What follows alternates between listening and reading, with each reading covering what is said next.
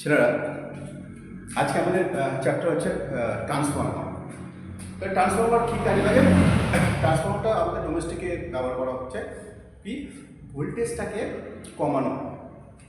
যখন কারেন্টটা অনেক দূর থেকে আমাদেরকে এখানে সাপ্লাই হচ্ছে, তখন অনেক হাই ভোল্টেজের সাপ্লাই হচ্ছে।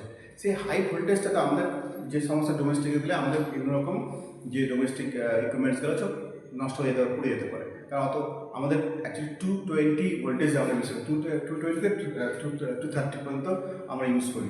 তাহলে এই ট্রান্সফর্মার থেকে ভোল্টেজটা কমিয়ে 220তে আমাদের প্রত্যেকটা বাড়িতে সাপ্লাই হচ্ছে। তাহলে ট্রান্সফর্মার একটা বিশাল গুরুত্ব আছে। তোমরা দেখে প্রত্যেকটা যে পাড়াতে একটা করে ট্রান্সফর্মার দেওয়া থেকে ট্রান্সফর্মারটা দেখতে পাবে, ওখান থেকে তোমাদের বাড়িতে প্রত্যেকের বাড়িতে কারেন্ট সাপ্লাই হয়। তাহলে কী কী পার্টস আছে দেখো। ট্রান্সফর্মারের মেইন পার্টস হচ্ছে মেইন ট্যাঙ্ক। এটা হচ্ছে ট্রান্সফর্মারের মেইন ট্যাঙ্ক। মেইন ট্যাঙ্কের কী মেইন ট্যাঙ্কে অ্যাকচুয়ালি কোরটাকে বসানো হয়।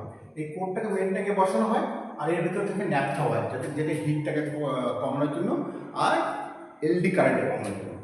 তাহলে এই দুটোর জন্য আমাদের এখানে মেন ট্যাঙ্কের ভেতরে কী আছে, ন্যাপথা অয়েল ব্যবহার করা হয়। আর মেন ট্যাঙ্কের সঙ্গে একটা যুক্ত আছে কনজারভেটর ট্যাঙ্ক। যদি এই মেন ট্যাঙ্ক যদি হিট হয়ে ন্যাপথা অয়েলটা যদি কম হয়ে যায়, এই কনজারভেটর বা এক্সপেনশন ট্যাঙ্ক, এটাকে দুটো বলে, কনজারভেটর ট্যাঙ্ক বা এক্সপেনশন ট্যাঙ্ক। এখান থেকে তেল আবার সাপ্লাই হবে যাতে কোনো রকম সমস্যা না হয়। এই কনজারভেটর ট্যাঙ্ক আর মেন ট্যাঙ্কের এই ঠিক মধ্যবর্তী স্থানে বুজ হোলস রিলে থাকে। বুজ হোলস রিলেটা কী কাজ হয়, যদি ভেতরে কোনো শর্ট সার্কিট হয়, তো সেই শর্ট সার্কিটের সঙ্গে যদি সঙ্গে সঙ্গে শর্ট সার্কিটের ফলে বিশাল বড় একটা ব্লাস্ট হতে পারে, ট্রান্সফর্মার নষ্ট হয়ে যেতে পারে। তো সেক্ষেত্রে সঙ্গে সঙ্গে কারেন্ট সাপ্লাইটাকে বন্ধ করে দেয়। তাহলে এটা হচ্ছে অনেকটা তোমার সেফটি সুইচ হিসাবে আমরা কাজে লাগে, সেফটি সুইচ হিসাবে।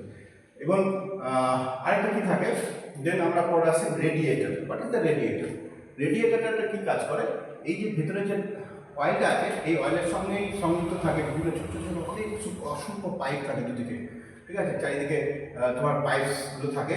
এইগুলো যখন হিট হয়ে যায়, এই পাইপের মাধ্যমে কী হয়, সেই তেলগুলো ওপরে উঠে আবার আস্তে আস্তে যে বাতাসের সংস্পর্শে এসে এটাকে ঠান্ডা করে নিচে আস্তে আস্তে এসে আবার মেন ট্যাঙ্কে ঢোকে বা মেন ট্যাঙ্কে প্রবেশ করে। তাহলে এই মেন ট্যাঙ্কে প্রবেশ করছে যখন হিট অয়েলটা ঠান্ডা হতে হতে আবার হিট। এখানে অনেক সময় দেখা যাচ্ছে এমনি হাওয়ার সাহায্য হচ্ছে, আবার অনেক সময় ফ্যান লাগে। হ্যাঁ, একটা হচ্ছে পরিবেশের হাওয়াতেই হয়, আবার কয়েক সময় অনেক বড় বড় যেখানে তোমার ট্রান্সফর্মার ইউজ হয় সেখানে ওই দিকে ফ্যান লাগানো আছে। হ্যাঁ, তো এই ফ্যানের সাহায্যে ঠান্ডা করা হয়। তাহলে রেডিয়েটরের মেন কাজ হচ্ছে এই ন্যাপথা অয়েলটাকে ঠান্ডা রাখছে।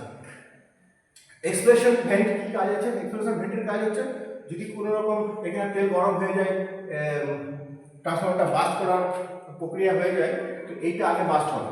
তো এক্সপ্রেশন ভেন্টে রাখা, যখন প্রেশার কুকারে তোমার দেখেছো সেফটি ভাল্ব থাকে, প্রেশার কুকার বাস্ট হওয়ার আগে সেফটি ভাল্বটা বাস্ট হয়ে যায়। তো সেটাই মেন কাজ। দেন থার্মোমিটার কত হিট আছে সেটার একটা ইন্ডিকেটার তোমাকে দেয়।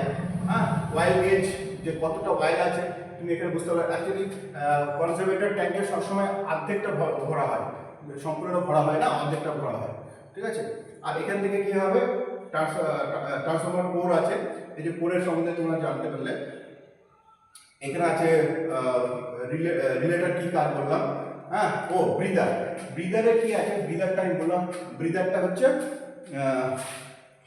হাওয়াটাকে পরিশুদ্ধ করে ভেতর প্রবেশ করানো। এই ব্রিদারে কি আছে? সিলিকা বলে, যেগুলো হাওয়ার মধ্যে যদি কোনো জলকণা থাকে সেটাকে অ্যাবজর্ব করে নেয় যাতে তেলটা নষ্ট না হয়। আবার নিচে একটা অয়েল, ভেতরে একটা নিচে একদম নিচের অয়েলের একটা লেয়ার থাকে, সেইখানে কি হয়, যদি ডাস্ট ঢোকে সেই অয়েলে গিয়ে জমা হয়। হ্যাঁ, এই অয়েলে গিয়ে জমা হবে। এবার এই পুরোটা পার্টসের সম্বন্ধে তোমাদের আজকে ধারণা দিয়ে দিলাম। এবার মেন যেটা আমরা আসি সেটা হচ্ছে ট্রান্সফর্মার। আগে বলে ট্রান্সফর্মার কেন ব্যবহার করা হয়? এই ট্রান্সফর্মার হচ্ছে এসি ভোল্টেজকে কম করে বা বাড়িয়ে দেয়, এসি ভোল্টেজটা কম করে দেয় বা বাড়িয়ে দেয়, কিন্তু ফ্রিকোয়েন্সিকে এক রাখে। তাহলে মেন হচ্ছে ট্রান্সফর্মার কাজ হচ্ছে এসি ভোল্টেজকে বাড়িয়ে দিল বা কম করে দিল, কিন্তু ফ্রিকোয়েন্সিকে এক রাখে। এখন দেখো, আমি একটা কয়েল এখানে ড্র করে দেখিয়েছি। ট্রান্সফর্মারের মেন পার্টসের মধ্যে হচ্ছে ওয়াইন্ডিং আর কোর। ওয়ারেন্টি এর মধ্যে কি থাকে, এখানে কপার হ্যাঁ তামার কয়েল থাকে, আর কোরের হচ্ছে ল্যামিনেটেড সিলিকন স্টিল। এই যে এখানে যে পাতিগুলো আছে না, সেই পাতিগুলো আলাদা আলাদা সব ছোট ছোট থিকনেস অনুযায়ী বিভিন্ন রকমের বিভিন্ন অনেক কটা স্টিলকে একসঙ্গে করা আছে। কি আছে, বার্নিশ করা থাকে, এক একটা স্টিলকে অনেক কটা স্টিল সংযুক্ত করে বার্নিশ করা থাকে।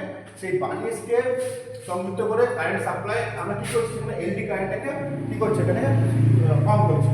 এখানে দেখো তোমরা একটা দেখতে পাবে যে এখানে সাধারণত কারেন্ট সাপ্লাই যেটা হচ্ছে, এখানে যে মেইন ম্যাগনেটিক ফিল্ডটা তৈরি হচ্ছে, এই ম্যাগনেটিক ফিল্ডটা এই অংশে দেখো, এই অংশটাতে আমরা ম্যাগনেটিক ফিল্ড কাজে লাগাচ্ছি, কিন্তু এদিকের অংশ দেখো ম্যাগনেটিক ফিল্ডটা কি হচ্ছে, ওয়েস্টেজ হচ্ছে। ওই জন্য কি হয়, এখানে আমরা তখন এই কোডটাকে ব্যবহার করি, এই কোডটাকে সাধারণত আমরা এলডি কারেন্টটাকে বাঁচানোর জন্য। দেন এইখানে যে প্রাইমারি ওয়াইন্ডিং একটা আছে, দেখো এখানে হচ্ছে কারেন্ট সাপ্লাইয়ের প্রাইমারি ওয়াইন্ডিং হলো, আর এটা সেকেন্ডারি ওয়াইন্ডিং। একটা হচ্ছে প্রাইমারি ওয়াইন্ডিং, একটা সেকেন্ডারি ওয়াইন্ডিং, ঠিক আছে। এখন আমরা বলতে পারি যে ট্রান্সফরমার সবসময় দেখো কেন এসি কারেন্ট কেন ব্যবহার করা হয়। ট্রান্সফরমার দেখো যে এই ট্রান্সফরমার যখন ব্যবহার করতে হবে, কারেন্ট সবসময় মান পরিবর্তন করে। ট্রান্সফরমারে সবসময় এসি কারেন্ট হচ্ছে সবসময় মান পরিবর্তন করে, আর এই মান পরিবর্তন করে বলে এখানে ম্যাগনেটিক ফিল্ড তৈরি হয়, আর এই ম্যাগনেটিক ফিল্ড তৈরি হলেই তবে ভোল্টেজ উৎপাদন করে, ঠিক আছে, সেকেন্ডারি ওয়াইন্ডিং এ। ডিসি কারেন্ট যেহেতু ডাইরেক্ট কারেন্ট, তার জন্য সেখানে কোনো রকম বলে মান দিক পরিবর্তন হয় না, যার জন্য কি হয় ওখানে আমরা এই এসি কারেন্টের সাধারণত ট্রান্সফরমার ব্যবহার করি। দেন আরেকটা আমরা বুঝতে পারলাম যে একটা হচ্ছে স্টেপ ডাউন ট্রান্সফরমার আর স্টেপ আপ ট্রান্সফরমার কাকে বলে।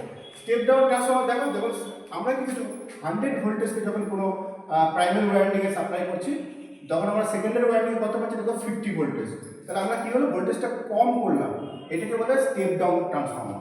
তোমরা আমাদের সাধারণত যে সমস্ত ডোমেস্টিক লাইনে যে ট্রান্সফরমার ব্যবহার হয় সেগুলো কিন্তু সব স্টেপ ডাউন ট্রান্সফরমার, যতগুলো ব্যবহার হয় সব স্টেপ ডাউন ট্রান্সফরমার। আরেকটা দেখো সাপ্লাই 50 ভোল্ট, কিন্তু আমরা 100 ভোল্টটাকে ওখানে পারলাম কয়েলের মাধ্যমে বেশি বাড়িয়ে, সেটা হচ্ছে স্টেপ আপ ট্রান্সফরমার। তাহলে একটা ট্রান্সফরমার হলো স্টেপ ডাউন, একটা স্টেপ আপ, এই দুটো ট্রান্সফরমারই সাধারণত কাজে লাগানো হয়। তাহলে বুঝতে পারলে যে ট্রান্সফরমার কি কারণ কি কাজে ব্যবহার করা হয়। অ্যাকচুয়ালি ট্রান্সফরমার এসি ভোল্টেজকে কম করে বা বাড়িয়ে দেয়, কিন্তু ফ্রিকোয়েন্সিকে এক রাখে। বুঝতে পেরেছো? তো এই আজকে সম্পূর্ণ হচ্ছে ট্রান্সফরমার সম্বন্ধে আজকে বুঝালাম। আর কিছু বুঝতে অসুবিধাটা আমাকে প্রশ্ন করবে, আমি সমস্ত কিছু বুঝিয়ে দেবো।